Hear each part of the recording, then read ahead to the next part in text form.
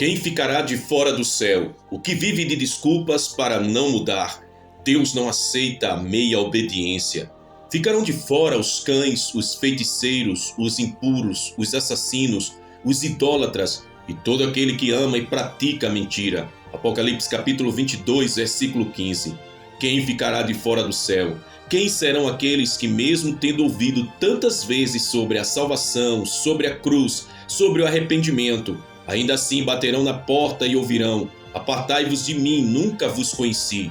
O que leva alguém a viver de desculpas, justificativas, racionalizações, quando a verdade está escancarada diante dos olhos? Que tipo de fé é essa que sempre posterga o arrependimento, adia a santidade e resiste à obediência completa? Nesta palavra escatológica e apocalíptica, vamos descer às profundezas da palavra de Deus, escancarar os perigos do auto-engano espiritual e alertar com poder e fogo profético sobre a urgência dos últimos dias. Prepare-se para confrontos, para lágrimas, para o peso da glória de Deus, pois esta palavra não será leve e não tem a intenção de agradar, mas de despertar.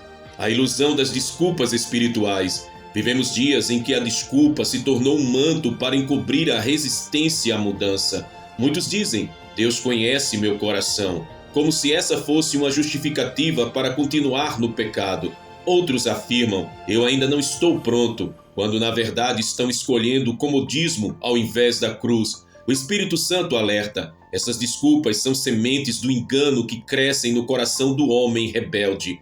A parábola das 10 virgens em Mateus capítulo 25, versículos do 1 ao 13, revela uma dura verdade. Metade ficou de fora porque não se preparou a tempo. Não foram descrentes, foram negligentes. Tinham aparência de piedade, mas não tinham óleo. Tinham lâmpadas, mas não estavam acesas. Tinham a forma, mas não o fogo. Quantos hoje não estão da mesma forma? Alegam estar esperando o noivo, mas não se preparam. Vivem de aparências, mas suas vidas são mornas. Deus não aceitará desculpas no dia do juízo. As desculpas que hoje acalmam, amanhã condenarão.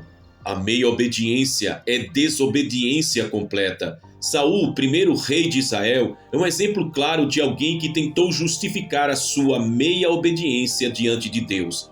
Em 1 Samuel capítulo 15, Deus ordenou que ele destruísse completamente os amalequitas, mas Saul poupou o rei Agag e o melhor dos rebanhos.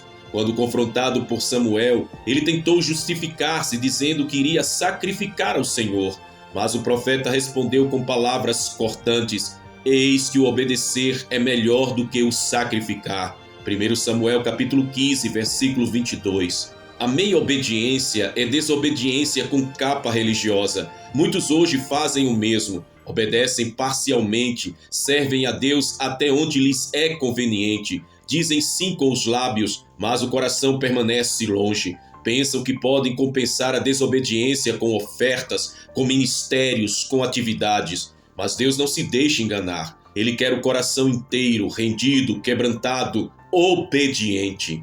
Quem são os que ficarão de fora? Exposição profunda de Apocalipse capítulo 22, versículo 15. Ficarão de fora os cães. Esta expressão na linguagem bíblica não se refere a animais, mas a pessoas de comportamento impuro, irreverente, que zombam da santidade. Os feiticeiros, aqui se referem aos que manipulam espiritualidade, que buscam poder fora de Deus, inclui não apenas magia literal, mas toda forma de misticismo, ocultismo e falsas religiões. Os impuros, aqueles que vivem na prática do pecado sexual, do adultério, da pornografia, da prostituição, da sensualidade descontrolada.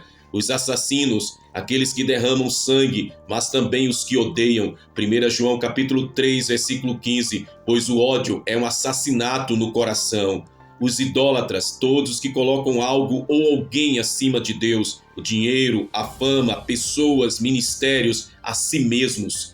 E todo aquele que ama e pratica a mentira, os que vivem de engano, hipocrisia, aparência, dissimulação, os que usam da mentira para manter fachadas, manipular e enganar. Esses não são apenas pecadores eventuais, mas pessoas que amam e vivem na prática do pecado. Deus não está buscando perfeição humana, mas sinceridade, arrependimento e transformação.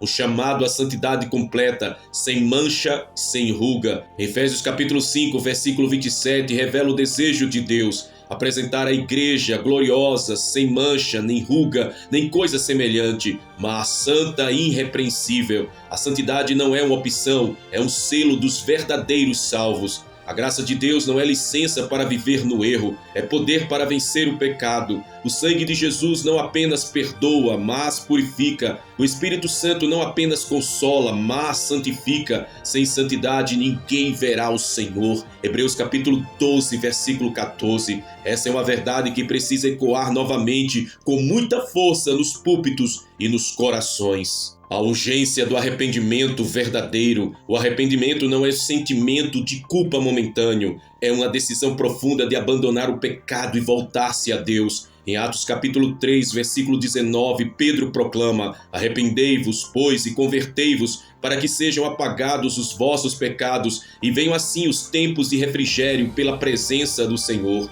Essa ordem continua atual, não há tempo a perder. Muitos estão brincando com o pecado como se tivessem uma eternidade de oportunidades. Mas a porta se fechará, a chuva da misericórdia cessará e o que restará é o juízo. A geração dos moribundos espirituais. A sociedade de hoje está cheia de cristãos mortos espiritualmente. Tem nome de que vivem, mas estão mortos. Apocalipse capítulo 3, versículo 1. Falta fogo, falta temor, falta compromisso. A mornidão se tornou estado aceitável. As pessoas vão à igreja como se fosse um clube, ministram como se fosse um show, vivem como se não houvesse inferno. Deus está bradando: desperta, ó tu que dormes, e levanta-te dentre os mortos, e Cristo te esclarecerá. Efésios capítulo 5, versículo 14. O juízo começa pela casa de Deus. 1 Pedro capítulo 4, versículo 17 nos alerta: porque já é tempo que comece o juízo pela casa de Deus. Os olhos do Senhor estão sobre o seu povo. Antes que ele julgue o mundo, ele limpará a sua igreja. Os altares profanos serão confrontados, os ministros corruptos serão expostos, as igrejas mornas serão vomitadas. Não se engane, Deus é amor, mas também é fogo consumidor. Hebreus capítulo 12, versículo 29. Ele disciplina os que ama, ele separa os que são seus. A porta está se fechando, o tempo da decisão é agora. A mensagem de Noé ecoa nos dias de hoje. A porta está aberta, mas não permanecerá assim para sempre.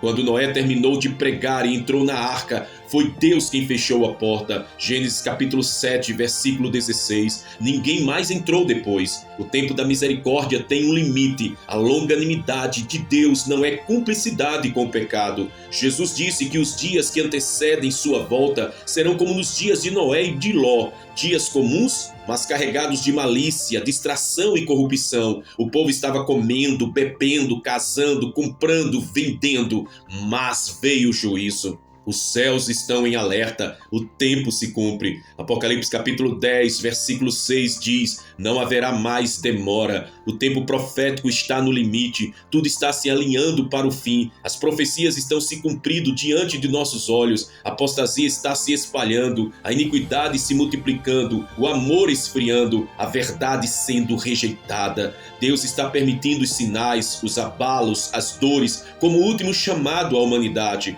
Mas muitos ainda vivem como se nada estivesse acontecendo. É tempo de clamar, de rasgar o coração, de abandonar os pecados ocultos. Quem então ficará de fora? Quem continuar amando a mentira, quem viver em imundícia, quem servir a dois senhores, quem tiver apenas a aparência de piedade, quem desprezar a cruz, quem rejeitar a verdade, quem viver de desculpas. Deus não aceitará desculpas, Ele quer entrega, Ele quer verdade, Ele quer santidade. Jesus está voltando e a pergunta não é se você é crente, mas se você é fiel. A porta está aberta agora, amanhã talvez não. Bem-aventurados aqueles que lavam as suas vestiduras no sangue do Cordeiro, para que tenham direito à árvore da vida e possam entrar na cidade pelas portas. Apocalipse capítulo 22, versículo 14. Arrependa-se, Volte, abandone o pecado, clame por santidade, não brinque com sua eternidade. Os que vivem de desculpas serão deixados de fora, mas os que se rendem, mesmo feridos, mesmo caídos, mesmo falhos, se forem sinceros e obedientes, serão recebidos nos portais eternos.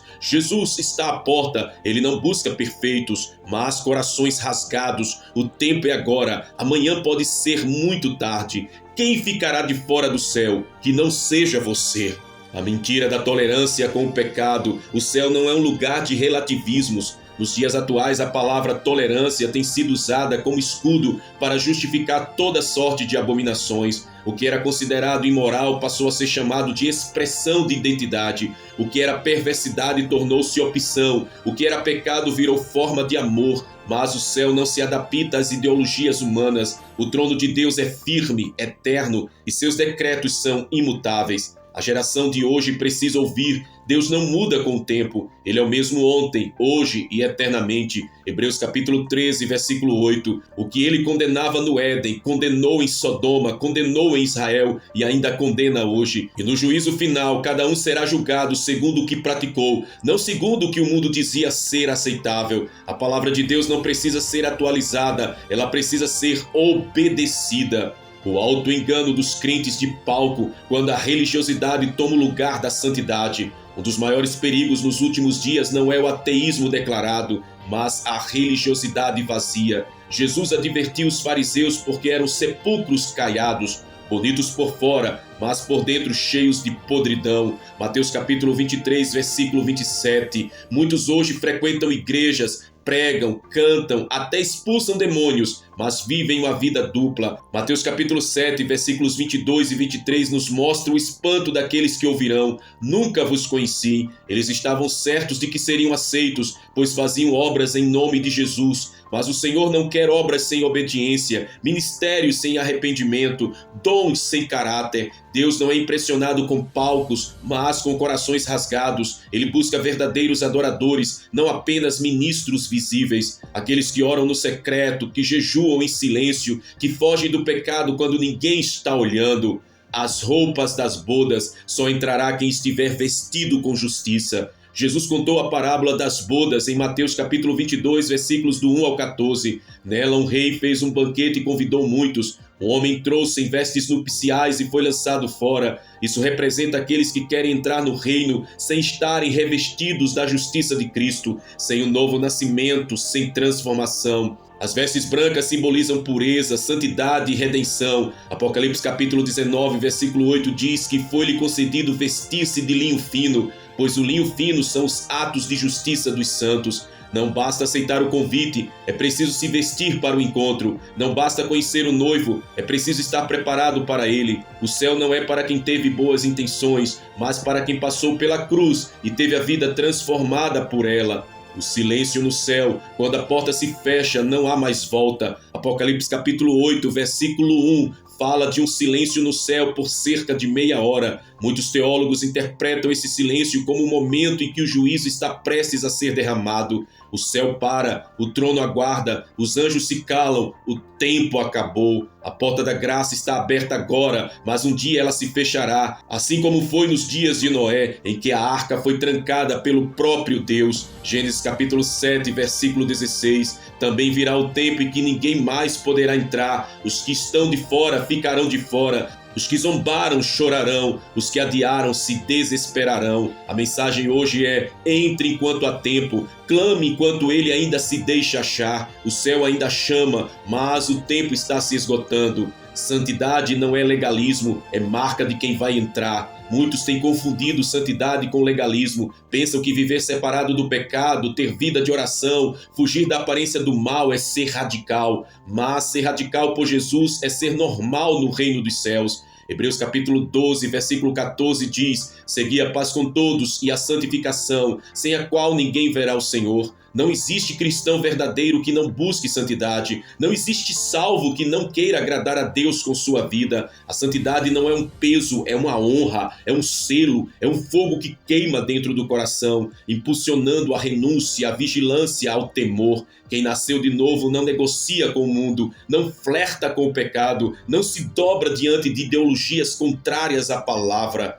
Deus não se deixe escarnecer, o juízo virá. Gálatas capítulo 6, versículo 7 declara: não vos enganeis, de Deus não se zomba, pois tudo que o homem semear, isso também colherá. Muitos zombam da Bíblia, dos mandamentos, da santidade, riem dos que se guardam para o Senhor, chamam de fanáticos, de radicais, de ultrapassados. Mas Deus não perdeu o controle da história. O relógio do céu está avançando, os selos estão sendo abertos, os anjos estão sendo preparados, as trombetas estão nas mãos, o Cordeiro está prestes a levantar-se do trono. Ele voltará e com justiça julgará a terra. Haverá choro e ranger de dentes, haverá multidões clamando por uma segunda chance que não virá. A misericórdia cederá lugar à justiça e todo joelho se dobrará, voluntariamente ou não. O clamor do Espírito, arrependam-se enquanto há tempo. A voz do Espírito está clamando, a palavra está sendo pregada, o tempo da graça ainda está presente, mas não por muito tempo. Há uma urgência no céu, um clamor na terra, um eco nos céus. Voltem-se para mim enquanto é tempo.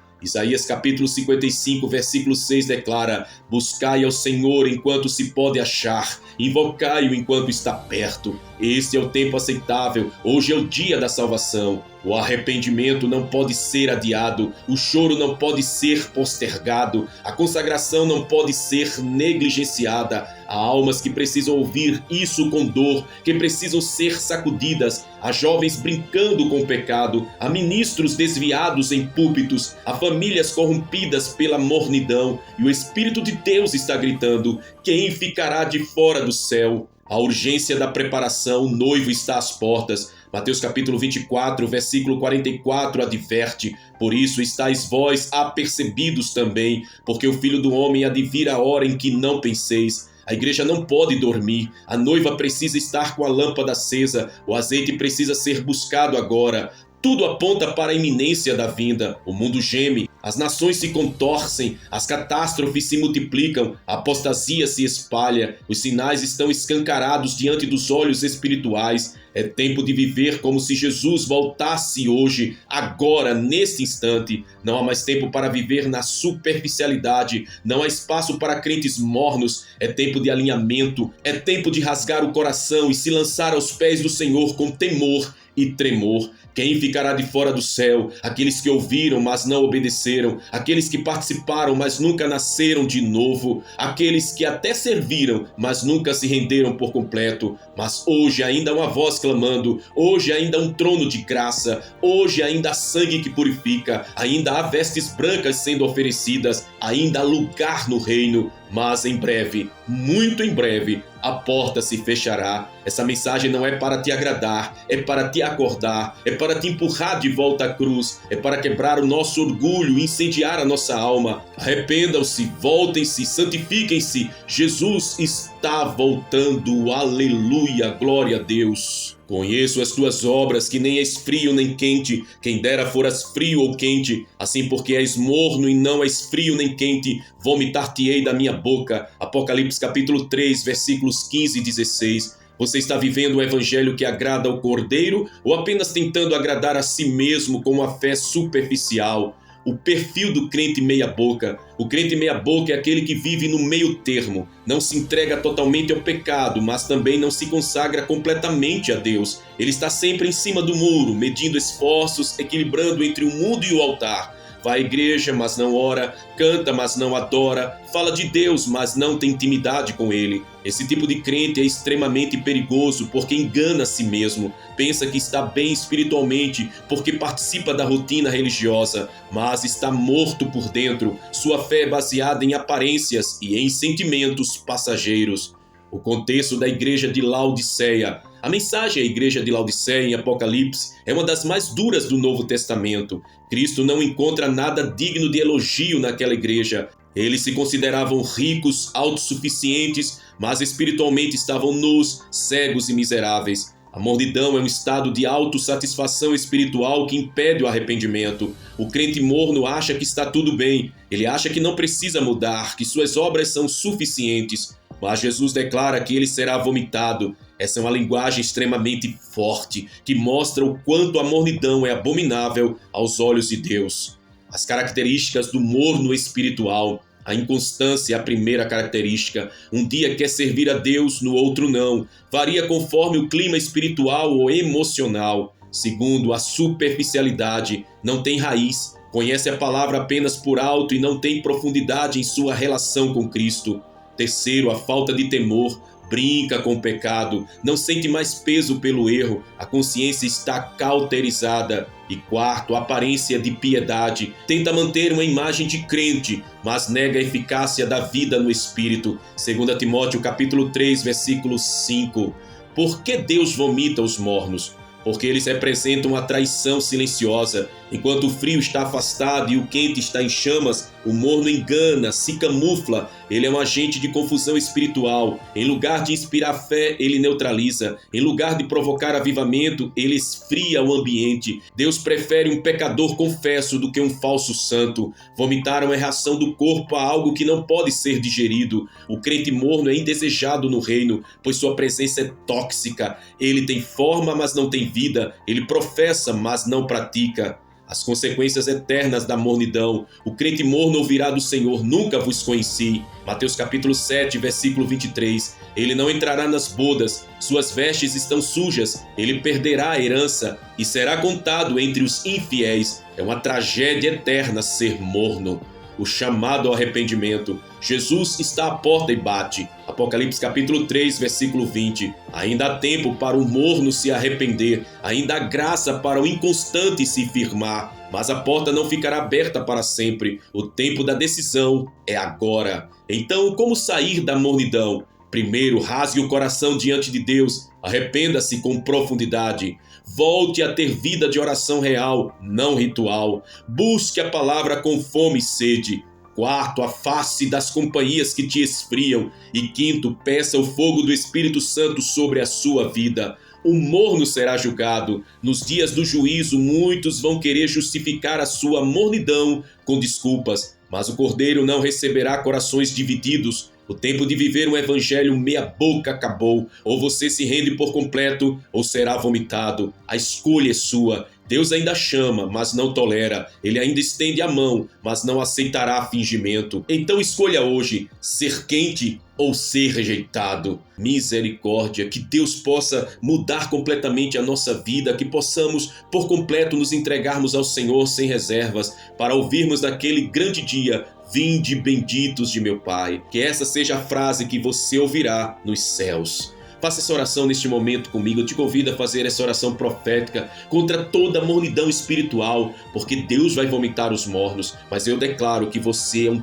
quente, você é um crente firme nas promessas do Senhor, embrasado pela força do Espírito Santo, pela unção do Espírito Santo. Declare assim comigo: meu Pai Celestial, Deus Santo e Todo-Poderoso, diante de Ti nos colocamos agora em reverência, tremor e consciência da Tua santidade. Sabemos que Tu és Deus zeloso, fogo consumidor, e que não aceitas aquilo que é impuro, dividido ou morno. Nos aproximamos do Teu trono de graça, não para apresentar méritos, mas para suplicar por misericórdia, despertamento e purificação. Ó Deus Altíssimo, olhamos para a Tua palavra em Apocalipse e ouvimos com temor a sentença que sairá da Tua boca. Assim, porque és morno e não és quente nem frio, estou a ponto de vomitar-te da minha boca. Senhor, não queremos ser esses que causam náuseas ao Teu Espírito. Não queremos viver no engano da religiosidade sem fervor, da aparência sem essência, da fé sem cruz, do serviço sem amor. Levantamos agora, Deus, um clamor do fundo de nossas almas. Desperta a Tua igreja que dorme, acorda os que estão embriagados pelas distrações deste mundo,